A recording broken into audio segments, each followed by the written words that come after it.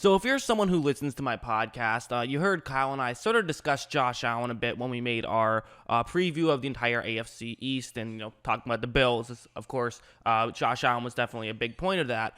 And one thing that kind of came up was his accuracy and his inaccuracy in certain areas of the field, but not necessarily every area of the field. So I kind of want to make a video and just talk about exactly where he is inaccurate and kind of where he isn't inaccurate. The first thing I want to touch on was that I actually feel like the general perception of Allen is kind of flipped of what it really is. A lot of people sort of think of him as like a good deep ball thrower. He's actually really bad at the deep ball, but really good at medium to short range throws. And let's just take a look at what you see on the screen right here. So as you see, if you look at his accuracy from 20 plus yards, so further than 20 yards down the field, it gives him, he has a 8.0 yards per attempt.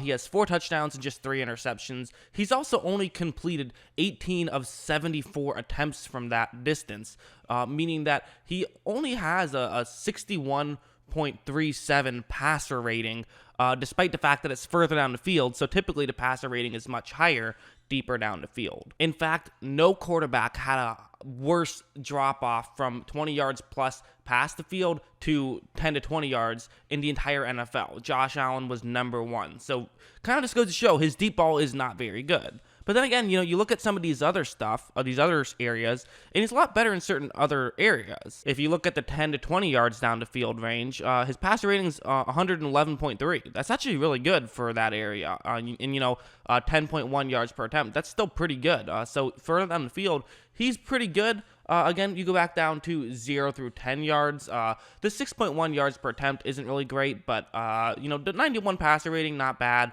And then obviously back over 100 once you get to, when he's throwing the ball that's not past the line of scrimmage. So what do these numbers tell us? Well, they tell us that he's good at throwing the ball down the field, but he's not good at throwing the ball deep down the field. He can throw them, to 10 to 20 yards. That's where he really shines. But when he has to get these deep balls, he's very inaccurate and, has almost as good of a chance of throwing an interception as a touchdown. However, in looking at his splits, there was something else I noticed that has nothing to do with deep down the field. This is kind of something I expected to see going in, but I just happened to find something else. If you separate between when he's throwing to the left side of the screen, the middle of the field, or the right side of the screen, you're going to see a huge disparity. When he throws to his left, he completes 76 out of 122 passes, which is, he did it on 7.9 yards per attempt, 6 touchdowns to no interceptions, which is a passer rating of 109.38. Now, part of that you could say is just no interceptions, and that's kind of fluky, which it is. That's fair to say.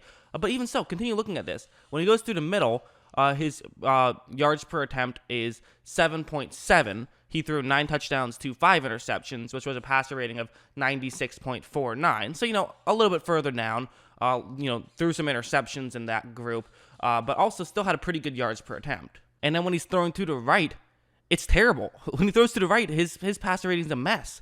I mean, his passer rating is 69.71. He only throws 6.1 yards per attempt to the right. And this is a very puzzling statistic. This is not when I decided to make this video, I had no intention of talking about this whatsoever. But once I stumbled upon this, it was very confusing. And part of me wonders if this is just, happenstance. It's sort of random chance where sometimes it just happens to work out this way. While over 100 passing attempts is a big enough sample size, I would think, a couple of plays can change this a little bit. The chance of him throwing 0 interceptions to the left side of the field is a bit rare. So I think it's worth mentioning that it's probably there is something to that. And you have to assume that it's not like he typically, next year I would assume that he's not going to have 109 passer rating to the left side of the field, but only a 69 passer rating to the right side of the field. However, I was curious about this, so I checked his 2018 splits as well. And what you're going to notice is that this time, actually, him passing towards the middle of the field is where he does his best. He has a 97.22 passer rating, but his passer rating to the left is still a 76.58. And then the passer rating to the right is still an abysmal 64.73. However, this time you are going to notice that he had a higher yards per attempt, and so his completion percentage was a bit down, and he threw 2 more interceptions than touchdowns. So that's that kind of messes up the passer rating to some degree. So Is this a real thing? Can he not throw to the right side of the field? Well, let's look at the tape. This was week 1. It's going up against the Jets. It's a cover 2 zone.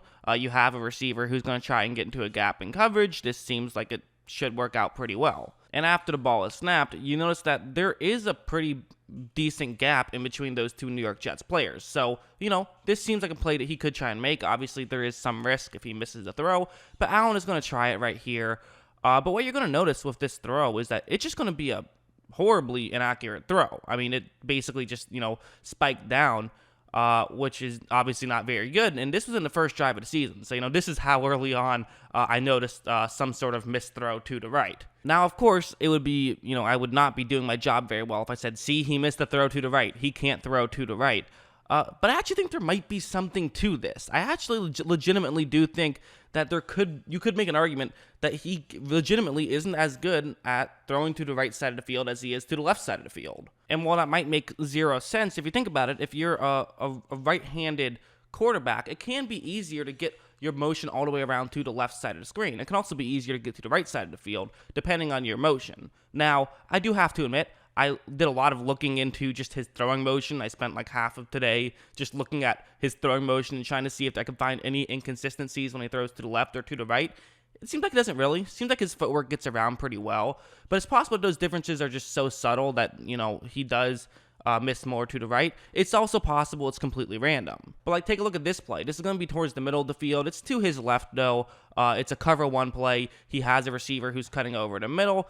This is a big moment in this football game as well. This was in the wild card game. This is the 3rd down and 10. Buffalo was down by 3 here, and they're at the 39-yard line. So they could go for a field goal from here, but that would be a 57-yarder. Very difficult to make. They would really like to get the first down here. And Allen takes the snap. He's going to make a perfectly accurate throw that's going to allow Beasley to make the catch while on the move to dive forward and pick up the first down. Again, the fact that that's a completion, that should have been a completion, but the fact that he was able to put it exactly where he wanted, where Beasley could make the catch and continue to pick up yards after the catch because of the accuracy of the throw, that's very important. And again, once I started looking for what does he make better accurate throws to, the left side of the field or the right side of the field, I definitely noticed he makes way more accurate throws to the left side of the field. I can't explain it. I don't know why. I really wanted to figure out why, or at least have some sort of a theory as to why, but it seems like for whatever reason, he is better at throwing to the left side of the field. I figured maybe it's possible they just had more receivers line up to the left side of the field typically, so that's kind of why there was the disparity there. But no, I went through 3 games, so not an incredibly long sample size, but enough of a sample size that you could tell. I looked up the last 3 games of the season, and they actually had more sets where I felt like it favored the right side of the field than the left side of the field. So, no, that's definitely not the case. It seems like, for whatever reason, Josh Allen is just better at throwing to the left side of the field. And listen, sometimes guys are better at throwing to one side of the field than the other. I've never seen something where it's literally a 40-point passer rating difference. That's something I've never seen before. Not to mention nearly 2 yards per attempt higher as well. Those numbers are just crazy. I don't really know why it is. I don't know why it is, but it does appear to be that way. And, if you don't believe me, watch some Josh Allen tape. You might start to pick that up.